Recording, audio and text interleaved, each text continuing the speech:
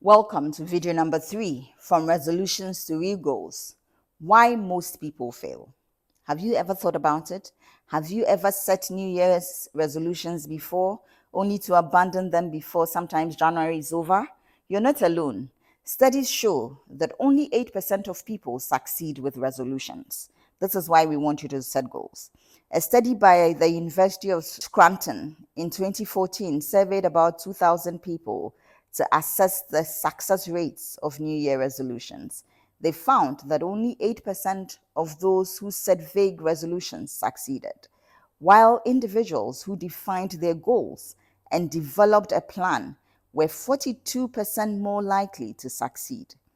Just in case you're not convinced, a study by the Dominican University of California also looked at goal setting and motivation in a group of 267 participants and revealed that written goals, particularly specific ones, significantly increased the likelihood of achieving long-term behavioral changes. Those who made goals specific and actionable had a 33% higher likelihood of success than those who relied on vague resolutions. Still, another study by the American Society of Training and Development concluded that people who set concrete measurable goals were 4.5 times more likely to be successful compared to those who made vague resolutions. Based on the score of your domain areas, write down 3 goals you'd like to set for yourself. Watch the video. Again, we're going to insert a video on goal setting. Watch it, revise your 3 goals to make it one that will help you to attract or to achieve your dreams.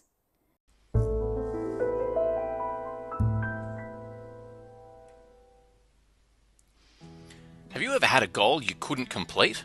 Well, chances are it wasn't a SMART goal. You see, SMART goals have 3 main characteristics. They're easy to understand, they're achievable, and they have a clear point of success. So let's break that down. SMART goals are specific, they are measurable, they are attainable, they are relevant to your overall aims, and they are time-bound. But that in itself doesn't mean much to you, so why don't we use that with a specific scenario or goal? A common goal that many people have is they want to be rich. So let's take a look at that one. Now, I want to be rich has a couple of basic issues. Firstly, how do I know when I've won? How do I know when I'm rich? What is rich anyway? Rich means a lot of things to a lot of different people. And lastly, by when? When am I intending to be rich?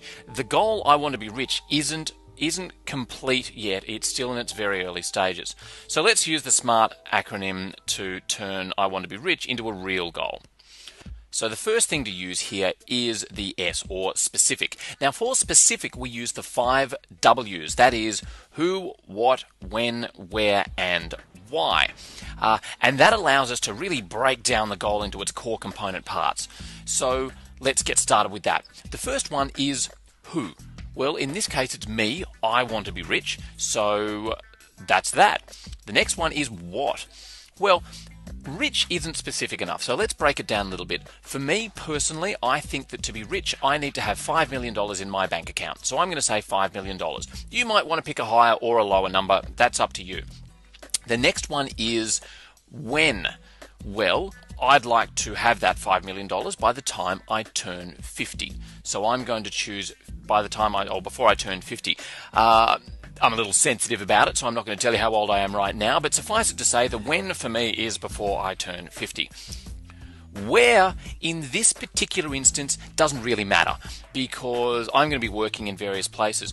Depending on your goal, though, the where may become important. And lastly, we have why. Please don't skip over why. It becomes really important later on. In this case, I want to have $5 million before I turn 50 because 50 is when I would like to retire. So now if you take a look at that, just that, we've got I want to be rich versus we now know that it's me, it's $5 million, it's before I turn 50, the where doesn't matter, and why am I doing it? So that I can retire. Already this goal is starting to look a little bit better, and we've only done the S. So let's move on now to measurable. The reason we have measurable is because we need to know where the finish line is. We need to know when we've completed the goal. All right. So let's take a look at why. Let's imagine that as a boss, I say to you, okay, look, I want you to keep running in this race until you win. Just run until you win. And you pass a milestone, and you're thinking, okay, have I finished yet? Am I done? And you pass another milestone, and you don't know when you win until you see the finish line.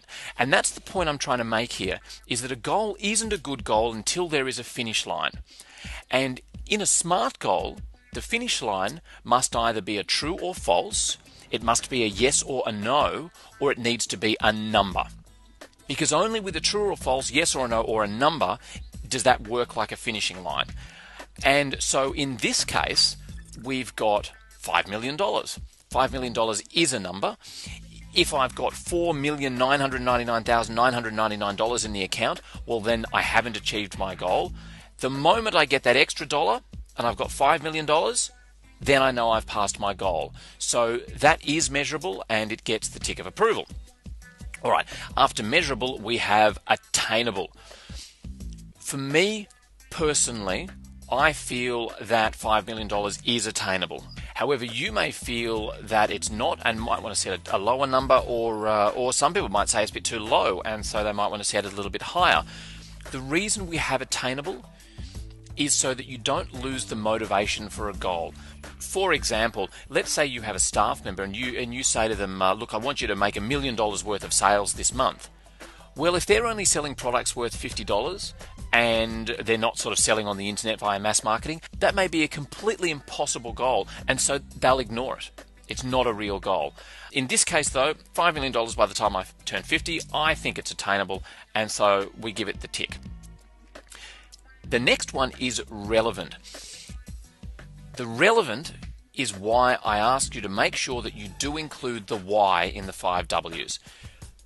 Relevant means that this SMART goal fits into the overall reason that you're doing this. So in this case, we've got, why do I want $5 million? Well, I want that $5 million so that I can retire. All right. And so in this case, yes, $5 million is relevant to my overall sort of goal or aim of retiring.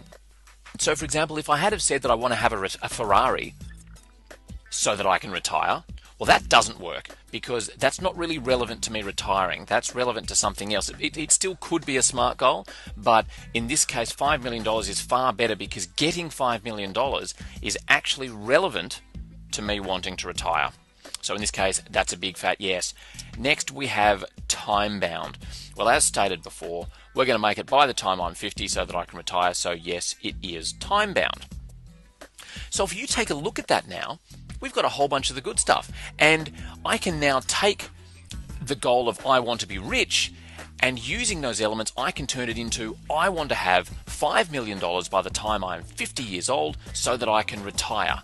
And that is a far better goal than the goal of I want to be rich, which I think we can all agree isn't that fantastic in the light of our new SMART goal.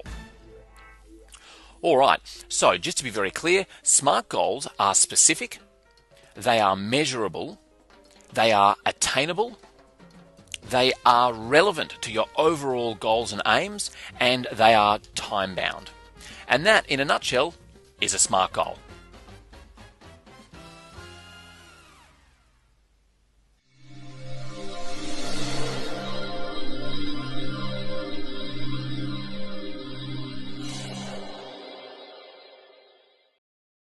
Mark Twain, a writer, once said, "Let us endeavor so to live that when we come to die, even the undertaker will be sorry."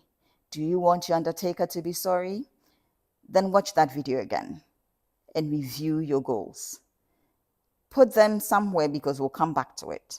So you may want to get an A4 sheet of paper or open the goal setting book or Word document, and then we will revise. We'll come back to these 3 goals again. Thank you for spending this time with us. We do look forward to seeing you again in the next video. Please do like, send a comment, subscribe, and share this particular video and all the entire playlist, in fact. Thank you again for spending this time with us. We'll see you again in the next video.